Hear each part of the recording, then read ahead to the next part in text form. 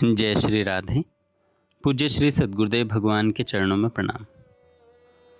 पूज्य श्री प्रेमानंद जी महाराज कहते हैं, निरंतर नाम जप में 5 बाधाएं।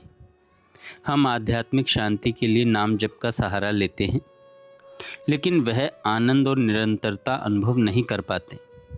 इन 5 सूक्ष्म बाधाओं को समझें और हमारी साधना के मार्ग में दीवार बनकर खड़ी हैं, जो हमारी साधना के मार्ग में दीवार बनकर खड़ी हैं। पहला, झूठ और मोबाइल का मायाजाल। निरंतर नाम जप के मार्ग में सबसे पहली और अनिवार्य शर्त है झूठ बोलना का पूरा परित्याग। जिस जिह्वा पर झूठ का निवास होता है, उस पर प्रभु का नाम निरंतरता के साथ कभी नहीं टिक सकता। आज के युग में मोबाइल फ़ोन झूठ बोलने का सबसे बड़ा यंत्र बन गया है। हम सहज ही कह देते हैं, मैं आगरा में हूँ, जबकि हम अपने घर के पास ही होते हैं। एक और उदाहरण, एक दुकानदार 130 का तौलिया बेचते समय ग्राहक से झूठी कसम खाता है कि मुझे यह 120 का पड़ा है। ऐसे व्यर्थ के स्वार्थ के लिए सत्य की बलि देना आत्मघाती है। सत्य बोलो, चापलूसी या छोटे लाभ के लिए झूठ का सहारा न लो। केवल वही झूठ स्वीकार्य है जिससे किसी प्राणी के प्राण बच रहे हों। अन्यथा हर मिथ्या वचन आपकी आध्यात्मिक एकाग्रता को खंडित कर देता है। दूसरा, व्यसन और अशुद्धि। नाम जप में भौतिक बाधाएं। यदि आप किसी नशे का सेवन करते हैं, जैसे तंबाकू या पान मसाला, तो निरंतर मंत्र जप करना असंभव है। निरंतर जप के लिए मुख की शुद्धि आवश्यक है। पान मसाला खाने वाला व्यक्ति बार बार आचमन करने में ही उलझा रहेगा, जिससे मंत्र जप की धारा टूट जाएगी। मुख की अशुद्धि सीधे मन की एकाग्रता को प्रभावित करती है।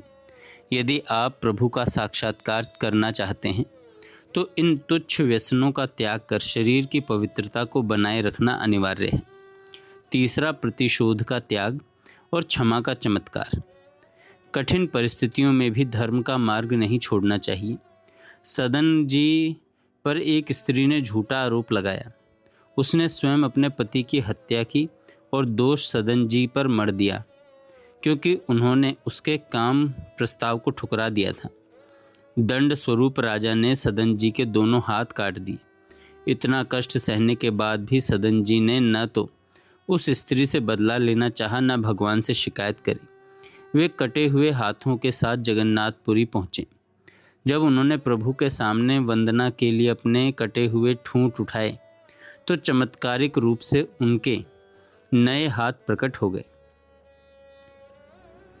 यदि कोई आपके साथ बुरा करे, तो उसके बदले में आप पाप न करें। संसारी व्यक्ति ईंट का जवाब पत्थर से देता है, लेकिन भक्त क्षमा से अपने इष्ट को प्रसन्न करता है। क्षमा करना हृदय को शुद्ध करता है, और यही प्रभु प्राप्ति का सबसे तीव्र मार्ग है। चौथा, केवल शास्त्र ज्ञान बनाम सत्संग का अनुभव। भोजन बनाने की विधि जान लेने मात्र से पेट नहीं भरता, उसे बनाकर खाना पड़ता है। ठीक वैसे ही हजारों शास्त्रों का ज्ञान और कंठस्थ श्लोक तब तक व्यर्थ हैं जब तक वे आचरण में न उतरें। बहुत अधिक शास्त्र ज्ञान कभी कभी अहंकार बढ़ा देता है और तर्क और बुद्धि को भ्रमित कर देता है कि किस रास्ते चलूं। बुद्धि को बहुत अधिक थकाने की बजाय उसे प्रभु के चरणों में समर्पित कर देना ही वास्तविक साधना है। केवल नक्शा हाथ में लेकर बैठे रहने से यात्रा पूरी नहीं होती, उसके लिए चलना भी पड़ता है। वह चलना है अनुभव और आचरण। पांचवा है आध्यात्मिक युद्ध के 4 पहलवान। हमारे भीतर एक निरंतर युद्ध चल रहा है। एक तरफ नकारात्मक शक्तियां हैं, काम, क्रोध, लोभ, मोह। ये चारों जीव को जन्म मृत्यु के चक्र में बांधे रखते हैं। इन शत्रुओं को हराने के लिए 4 पहलवान हैं। सत्संग। पहला, सत्संग। रोज प्रभु की चर्चा सुनना, जो हृदय के अज्ञान रूपी अंधकार को मिटाता है। दूसरा, परोपकार। इसका अर्थ बहुत सरल है। अपने भोजन की थाली में से कम एक रोटी किसी अन्य भूखे या जीव के लिए निकालना। तीसरा है वैराग्य। यह भाव कि सब कुछ भगवान है, सब कुछ भगवान का है, और ममता के बंधनों को प्रभु की सेवा में जोड़ना। और चौथा है नाम जप, निरंतर राधा राधा का जप करना। ये 4 अभ्यास मिलकर जीव को भव सागर से पार उतार देते हैं। हर पल आपकी आयु का एक हिस्सा कम हो रहा है। अन्य योनियों में जीव की दुर्गति अत्यंत भयानक है। उस नरक जैसी पीड़ा से बचने का एकमात्र द्वार यह मनुष्य देह है।